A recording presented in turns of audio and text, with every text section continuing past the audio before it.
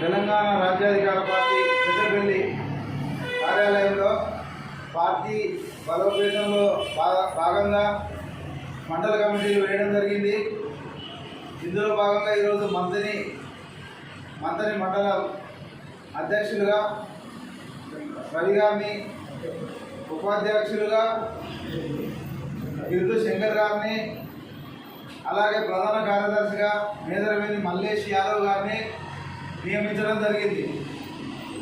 అలాగే అంతర్గా మండలానికి సంబంధించి అధ్యక్షులుగా నారాయణ గారిని, దుబాసి నారాయణ గారిని, అలాగే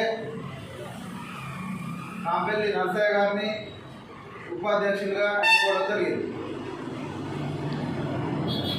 జై మల్లన్న, జై టిఆర్పి.